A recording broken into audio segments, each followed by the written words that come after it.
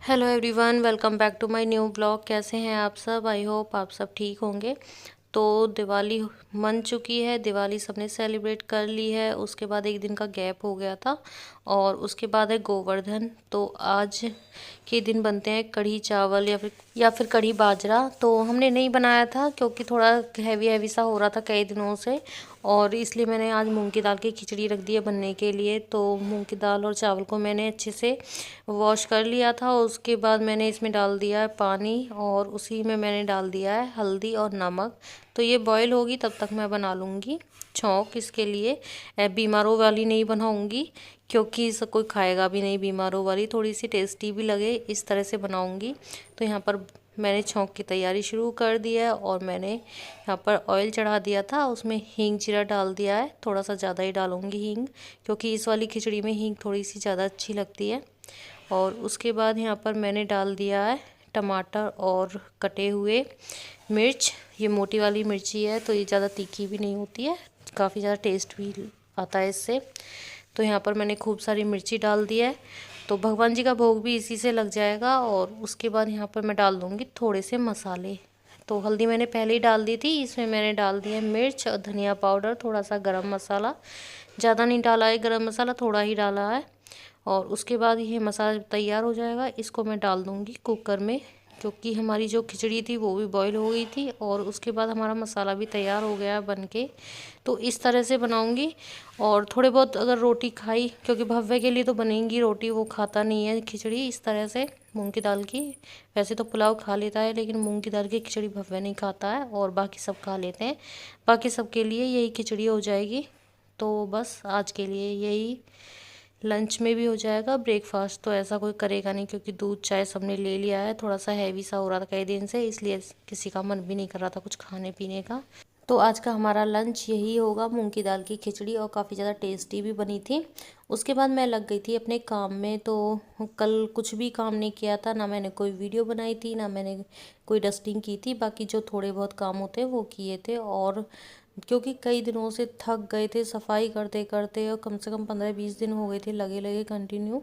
तो बिल्कुल भी रेस्ट नहीं मिल पा रहा था, इस वजह से थोड़ा सा ये था कि दिन में सो गए थे कल। और बच्चों ने भी रेस्ट किया था, हमने भी रेस्ट किया था, क्योंकि बच्चों की भी छुट्टियां ही चल रही हैं त्योहारों में। तो मैंने कंबल को भी फोल्ड करके रख दिया है और अलमीरा में। उसके बाद मैंने बेडशीट को भी झाड़ कर बिछा दिया है। और ये काफ़ी ज़्यादा हैवी बेडशीट है, इस ये इधर उधर बिल्कुल भी नहीं होते। जिस तरह से कॉटन की बेडशीट होती है वो सिकुड़ जाती है, अगर कोई भी बैठता है उस पर थोड़ी देर में ही सिकुड़ जाती है। और बच्चे तो इकट्ठा ही कर देते हैं कॉटन की बेडशीट को। तो इस वजह से मुझे ये बेडशीट ज़्यादा अच्छी लगती है, क्योंकि इनको एक बार बिछा दो अगले दिन भी ज़रूरत नहीं पड़ती है कि इनको बिछाने की। ऐसे थोड़ा सा ठीक कर दो बस हो जाती हैं। और इस तरह इसलिए मैं ज़्यादा हैवी बेडशीट लेती हूँ, हल्की वाली नहीं लेती हूँ। कॉटन की बेडशीट मैं बहुत ही कम लेती हूँ, मुझे अच्छी नहीं लगती है कॉटन की बेडशीट। तो डेली यूज़ में काफ़ी ज़्यादा अच्छी रहती हैं ये बेडशीट।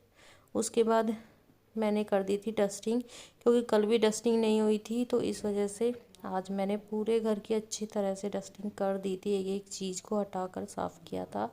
क्योंकि कल भी फिर पूरा दिन ऐसे ही चला गया था और कल भी फिर नहीं हो पाएगी, क्योंकि कल है भाई दूज। तो कल जाएंगे मायके, तो कल भी नहीं हो पाएगी। तो इस वजह से मैंने आज पूरे घर की डस्टिंग कर दी थी। तो रूम की पूरे की क्लीनिंग हो गई थी और उसके बाद मैं आ गई थी ड्राइंग रूम में। तो अब मैं सोफ़े के कवर भी झाड़ कर बिछा दूंगी। कल मैंने झाड़े नहीं थे, बस ऐसे थोड़े बहुत ठीक कर दिए थे क्योंकि इतने गंदे नहीं थे। क्योंकि कल परसों दिवाली थी और उसके बाद बिल्कुल साफ़ सुथरा पड़ा हुआ था पूरा घर ही, ज़रूरत नहीं पड़ी थी बिल्कुल भी। बस बेडशीट वगैरह झाड़ दी थी, सोफ़े के कवर जो है वो ठीक कर दिए थे। बाकी डस्टिंग वगैरह कुछ भी नहीं हुई थी कल तो। और आज मैं पूरे घर की डस्टिंग करूँगी, क्योंकि फिर कल दिन में कुछ भी काम नहीं हो पाएगा, क्योंकि सुबह सुबह ही जाने के लिए बोल रहे थे कि सुबह ही निकल जाएंगे। तो इस वजह से कुछ भी काम नहीं हो पाएगा कल भी। तो बस इस वजह से सोचा कि मैं आज ही सारे काम निपटा देती हूँ, क्योंकि कल तो बिल्कुल सुबह की निकले शाम को ही घर में घुसेंगे, तो बिल्कुल भी कुछ भी काम नहीं हो पाएगा। तो इस वजह से मैं सारे काम आज ही करके जाऊँगी, क्योंकि फिर ये टेंशन रहती है कि ये काम नहीं हुआ वो काम नहीं हुआ। कहीं चले जाओ तो ज़्यादा टेंशन रहती है, घर में रहते हैं तो इतनी टेंशन नहीं रहती है काम की। लेकिन अगर कहीं बाहर चले जाते हैं तो फिर यही टेंशन रहती है कि ये काम बिगड़ रहा होगा वो काम बिगड़ रहा होगा। तो थोड़ा सा ये है कि आज कर लूँगी मैं सारे काम, तो कल मुझे ज़्यादा टेंशन नहीं रहेगी। और उसके बाद जितने भी मैट थे उनको उठा उठा के झाड़ दिया था। और ये जो शू रैक पर मैंने टेबल रनर बिछाया हुआ था इसको भी मैंने झाड़ दिया था। तो इसको भी झाड़ कर मैं सारी चीज़ों को पोंछ पोंछ कर अच्छी तरह से लगा दूँगी। और जो फेस्टिवल की वाइब होती है ना वो इतनी अच्छी लगती है, मतलब आज भी ऐसा लग रहा था जैसे आज भी दिवाली हो। तो बहुत अच्छा लग रहा था देखने में। और जितने भी दिए थे सारे दिए मैंने उठाकर रख दिए थे। कल ही हो गए थे वो सारे काम, तो आज नहीं हुए थे। तो कल मैंने सारे काम इस तरह के कर दिए थे। उसके बाद मैं आ गई थी दूसरे रूम में। और इस रूम में तो कम ही उठना बैठना होता है बहुत ज़्यादा। अब ये है कि सर्दियाँ आएंगी तो थोड़े बहुत बच्चे इसमें पढ़ाई कर लेंगे, लेकिन दूसरे रूम में ही रहते हैं ज़्यादातर बच्चे। दिन में रात में जब भी उनको बैठना होता है पढ़ने के लिए या फिर टीवी देखते हैं तो भी दूसरे रूम में देखते हैं, उसमें टीवी लगा हुआ है। तो ये है कि इस रूम में तो कम ही उठना बैठना हो पाता है। सर्दियाँ आएंगी तो अब थोड़ा सा ये है कि अब उठ बैठ जाएंगे इस रूम में, क्योंकि पंखे की और एसी की ज़रूरत नहीं रहती है। वैसे तो एसी इसमें लगा हुआ है, फैन पंखा भी लगा हुआ है, लेकिन इस रूम में यही रहता है कि उस रूम में एसी चलता है तो उसी में लेट जाते हैं, इसमें नहीं आते हैं। तो यहाँ पर मैंने बेडशीट को भी झाड़ कर बिछा दिया है और कंबल भी निकला हुआ रखा था, क्योंकि मौसम भी थोड़ा सा चेंज हो गया है। उसके बाद अभी शाम का टाइम है और यहाँ पर हो रही है गोवर्धन की पूजा।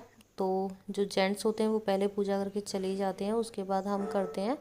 तो इस तरह से हमारे यहाँ पर पूजा होती है, भोग लगाया जाता है। तो जिस तरह कान्हा जी की पूजा होती है उसी तरह से यहाँ पर पूजा की जाती है गोवर्धन महाराज की। और उसके बाद परिक्रमा लगाई जाती है। तो सब लोग परिक्रमा लगा रहे हैं और जेंट्स होते हैं वो भी इस तरह पूजा करते हैं और उसके बाद परिक्रमा लगाते हैं। तो हमारे यहाँ पर तो इसी तरह होती है गोवर्धन की पूजा। आपके यहाँ पर किस तरह होती है प्लीज़ कमेंट करके ज़रूर बताना। तो बच्चों ने भी पूजा कर ली थी, बच्चों ने पहले ही पूजा कर ली थी।